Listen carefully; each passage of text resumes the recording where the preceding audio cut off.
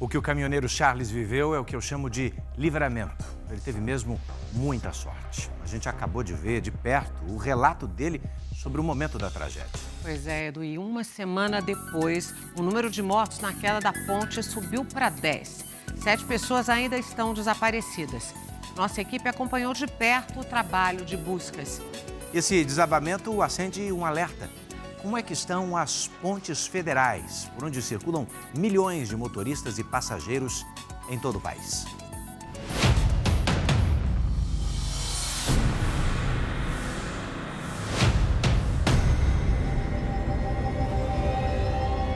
No alto do que sobrou da ponte Juscelino Kubitschek, um carro se equilibra sobre o vão. Um caminhão permanece há uma semana no mesmo lugar em que assistiu a ponte se rompendo. Retirar os veículos nesse momento é perigoso. O jeito é esperar. Nas tendas improvisadas e em volta da estrutura destruída, a espera também marca os dias dos familiares das vítimas levadas pelas águas do rio Tocantins. A última coisa que nos resta, que é dar um sepultamento digno para eles. Quando conversou com a gente, Aelson aguardava notícias do irmão Ailson. Ele seguia viagem com a mulher Elisângela Santos. O corpo dela já havia sido encontrado no rio. Mas na manhã de hoje, Ailson também foi encontrado. Com ele não tinha esse negócio de tristeza. Era um verdadeiro brincalhão nato. Na hora do desabamento, Lorena Rodrigues, de 25 anos, ia de moto de Aguiarnópolis para Estreito. A ponte ligava os dois municípios, um no Tocantins e o outro no Maranhão. Lorena ainda foi vista se debatendo, pedindo socorro, a cerca de 200 metros do local onde estamos. Aqui na praia estava uma movimentação de pessoas. Barqueiros conseguiram retirar ela da água, ainda com vida, e aqui neste ponto foram realizados os primeiros socorros. Mas ela acabou não resistindo. Ela foi lá em Caldas, passou esses dias com a gente, ficou lá em casa. São assim, as últimas lembranças, né? A tragédia marcou outras famílias, de outros lugares. Andréia vivia em São Paulo. Aos 45 anos, ela conduzia o caminhão com uma carga de ácido sulfúrico, que foi parar no fundo do rio. 3 dias depois do acidente, o corpo da caminhoneira foi resgatado.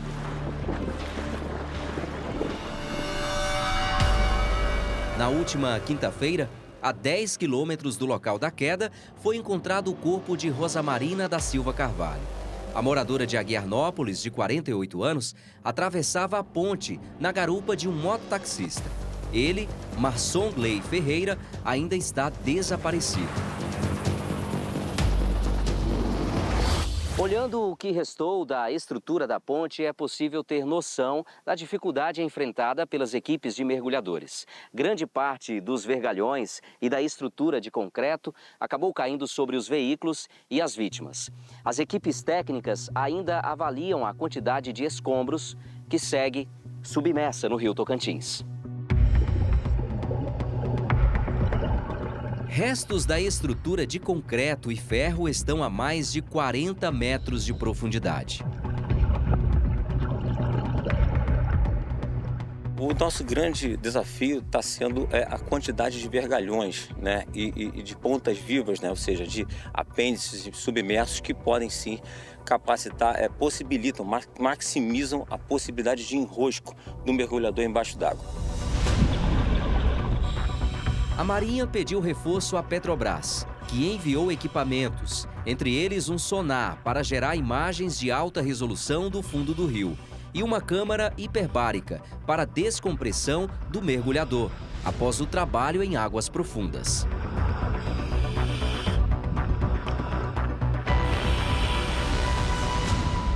Se ele passar mal e tiver que ser retirado de forma emergencial lá do fundo do leito do rio, ele vai vir à superfície e não cumpriu as etapas de descompressão. Então a gente pega ele, a Marinha trouxe médicos hiperbáricos e enfermeiros hiperbáricos e vai levar esse mergulhador para dentro da câmara hiperbárica.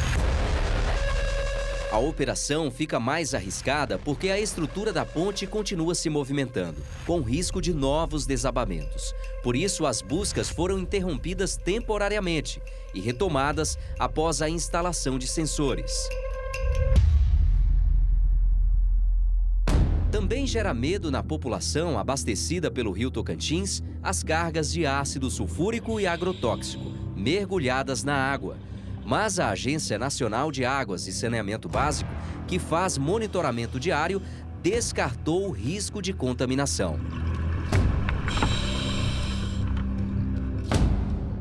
O DENIT, o Departamento Nacional de Infraestrutura de Transportes, ligado ao governo federal, responsável pela manutenção da ponte, afirma que o desabamento ocorreu porque o vão central da ponte cedeu. O que provocou o problema está sendo investigado. A gente precisa entender as causas, o que houve ali. Se tiver de responsabilizar alguém, que seja responsabilizado. Então, a gente quer trazer órgãos externos, como fazer parceria e junto com a Polícia Federal e descobrir o que aconteceu ali. A estrutura de 533 metros de extensão faz parte do corredor rodoviário Belém-Brasília, um dos mais importantes do país. No entanto, as más condições vinham sendo notadas há muito tempo. O Luzimar é motorista de ônibus e passava pela ponte a cada 2 dias, levando passageiros de Goiás a Belém. Cada viagem, eu ida ou volta, tem uma coisa errada na ponte. Tem mais um buraco, tem mais uma rachadura. Nós estamos no município de Palmeiras, no Tocantins, a cerca de 7 quilômetros de Aguernópolis, local da tragédia. Este é o posto da Polícia Rodoviária Federal, que fica mais perto da ponte JK. Nos últimos anos, os policiais que trabalham aqui na unidade chegaram a emitir vários alertas sobre a situação da ponte. A gente, na sede aqui, nossa diretoria, não recebeu pedido de interdição, mas é isso que a gente precisa aprofundar nas investigações, acompanhar todos esses processos e realmente ver o que aconteceu nessa ponte.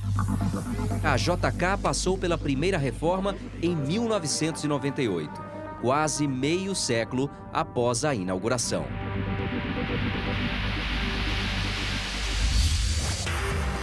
Em 2020, um laudo apontou várias deformações na estrutura e a necessidade de reforço e proteção adicional, justamente na parte em que houve a ruptura da ponte.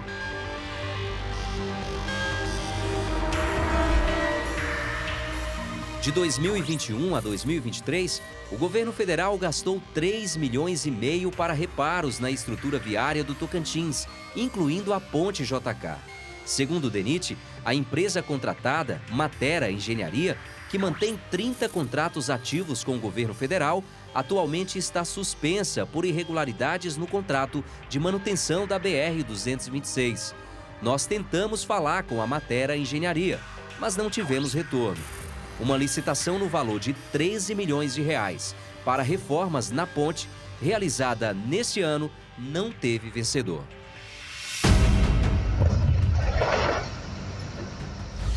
A queda da ponte Juscelino Kubitschek de Oliveira no último domingo não é um incidente isolado. Outras estruturas federais apresentam uma situação parecida. No Maranhão, a ponte que liga a cidade de Imperatriz ao Tocantins está assim. Apresenta buracos, fissuras, rachaduras e até pedaços de ferragem soltos ao longo da estrutura. Segundo os moradores, a ponte que cruza o Rio Tocantins foi inaugurada em 2009 e nunca passou por manutenção. Pontes e viadutos precisam ter inspeções rotineiras, pelo menos a cada 2 anos, além de inspeções especiais, aproximadamente a cada 5 anos. Somente por meio dessa inspeção que é documentada, nós temos as condições de determinar que tipo de intervenção uma ponte pode ter. Em 2022, 2 pontes desabaram na região metropolitana de Manaus e até hoje nenhuma delas foi reconstruída. Na época, o governo do estado decretou situação de emergência em 3 cidades. Mais de 100 mil pessoas foram afetadas pelas quedas. As 2 pontes caíram em um intervalo de menos de 2 semanas. Elas integram a BR-319, a rodovia federal que é a única conexão por terra do estado do Amazonas com outras partes do país, como Roraima, por exemplo. O DENIT, ele hoje monitora suas cerca de 6.200 estruturas, né, como pontes. Então, a gente tem nossa classificação por notas, né, que são conceitos que vão de 1 a 5, algumas com nota 1, que é a mais crítica, 2 até a 5, só que não necessariamente as notas que a gente atribui, elas estão relacionadas com a criticidade da estrutura. Isso serve para priorizar investimentos, né, colocar ali a ordem das reabilitações, das manutenções. Os dados incluem apenas pontes federais, não considerando outras estruturas locais, como viadutos, túneis e passarelas. Um raio-x detalhado sobre a conservação das pontes federais, realizado pelo próprio DENIT, traz números alarmantes. 727 pontes estão na mesma situação preocupante da estrutura que caiu entre o Tocantins e o Maranhão. Outras 597 são classificadas em um estado de preservação ruim. 130 apresentam o pior cenário possível. A situação é crítica, ou seja, mais de 12% das pontes federais brasileiras estão enquadradas neste cenário.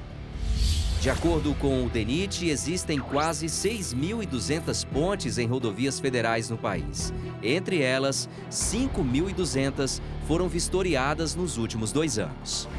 A gente tem uma periodicidade de, pelo menos a cada 2 anos, tem uma inspeção, é o que diz os nossos normativos. A gente atribui hoje que no Brasil, nós temos algo em torno de 13 pontes que estão interditadas e que estão em obras de reabilitação. O problema é a quantidade. A gente estima que a gente tem entre 120 e 200 mil pontes no Brasil. Se a gente não sabe a quantidade, como é que a gente vai saber como elas estão?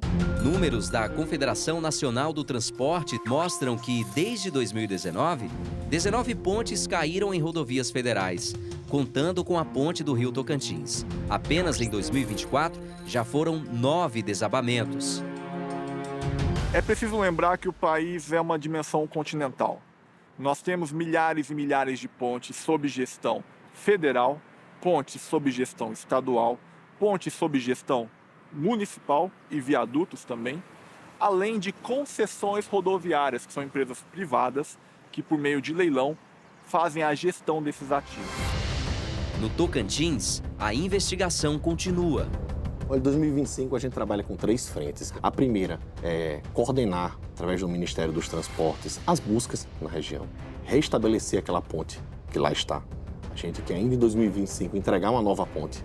E a gente, de imediato, já restabelecer aquela conexão por balsas, transporte local ali das cidades que se conectam, né? Cidade de Aguiarnópolis e Estreito. E, numa terceira frente, investigar a fundo e descobrir o que realmente aconteceu com aquela ponte. Mas e as outras pontes pelo Brasil? Como ficam?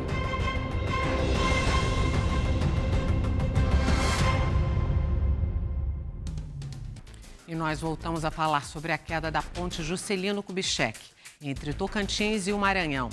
A Matera Engenharia, empresa contratada pelo governo federal para manutenção, informou há pouco que o último reparo foi feito em novembro de 2023. Segundo a empresa, na época, o governo federal aprovou todos os serviços realizados, sem ressalvas.